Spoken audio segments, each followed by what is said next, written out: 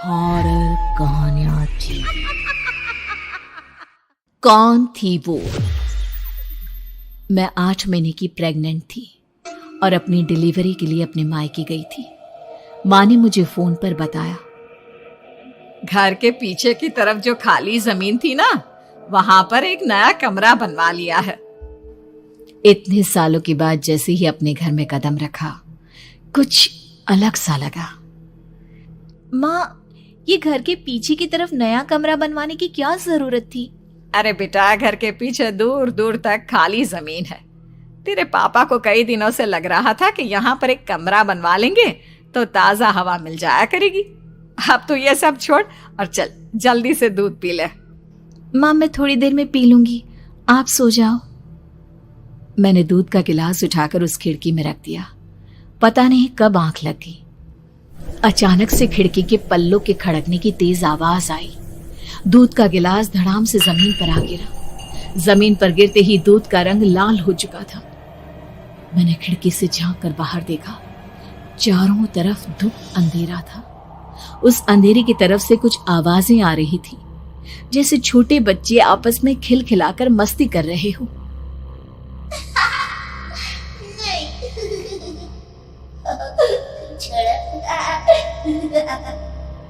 इतनी रात को इतने घनघोर अंधेरे में बच्चों की आवाज कैसे आ रही है?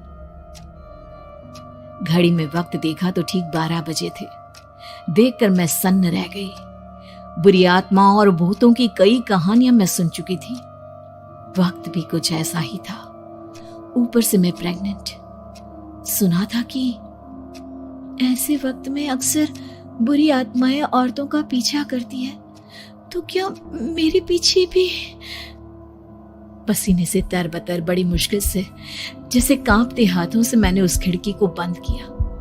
जल्दी से जल्दी उस कमरे से बाहर निकलकर माँ के पास जाने के बारे में सोचा, लेकिन जैसे ही दरवाजे की तरफ पलटी, लगा कोई साया हवा की स्पीड से दरवाजे के सामने से गुजर गया। मेरे गले में अटक कर रह गई। मैं जोर से चीख कर माँ को बुलाना चाहती थी, लेकिन वो आवाज खुद मेरे कानों तक नहीं पहुंच पा रही थी। तो माँ तक कैसे पहुंचती? खिड़की के पल्ले एक बार फिर तेज हवा के झोंके से धड़ाम करके खुल गया और पूरी ताकत से मैं चीख पड़ी। जानती थी मेरी चीख की आवाज सुनकर कुछ ही सेकंड में माँ वहां पहुंच जाएगी, लेकिन ऐसा कुछ हुआ ही नहीं। मेरा कलेजा डर के मारे फटा जा रहा था। आखिर माँ ने मेरी आवाज क्यों नहीं सुनी? इतनी गहरी नींद में तो माँ कभी नहीं सोती। ठीक पीछे खुली हुई वो खिड़की। मुझ में इतनी ताकत नहीं बची थी कि मैं पलटकर उस तरफ देख भी सकूं।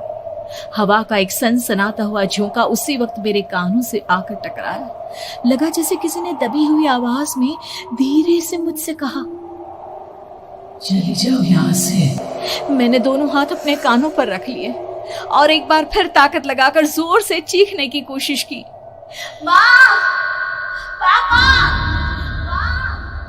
मेरी आवाज उस कमरे की दीवारों से टकराकर वापस मुझे ही सुनाई दे रही थी।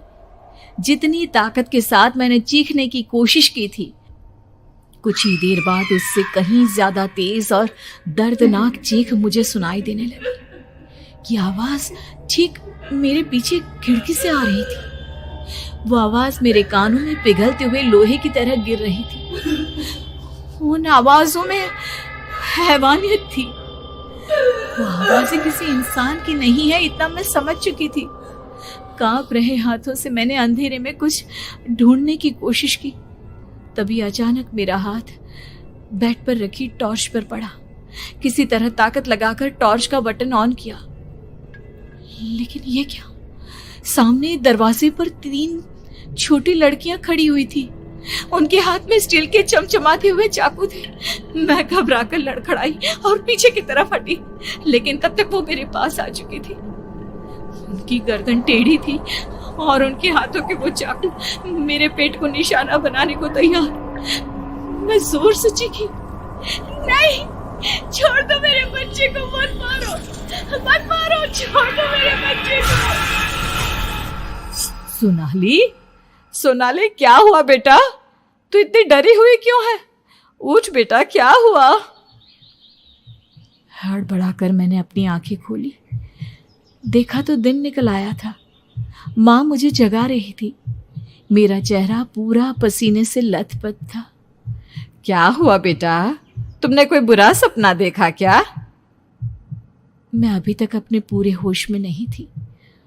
वो मेरे बच्चे को मार देगी माँ। वो लड़की मेरे बच्चे को। मैंने घबराकर अपने पेट को छुआ। सब कुछ ठीक था। और वो दूध जो रात को यहाँ पर गिर गया था, उसका रंग लाल हो गया था। माँ ने हंसते हुए दूध का गिलास मुझे दिखाया। तुमने दूध पिया ही नहीं, पूरा का पूरा ऐसे ही रखा हुआ है। तुमसे कहा था ना सोनाली, सेहत के लिए लापरवाही ठीक नहीं बेटा। लेकिन मैंने तो सब कुछ अपनी खुली आंखों से देखा था। ये सपना कैसे हो सकता है?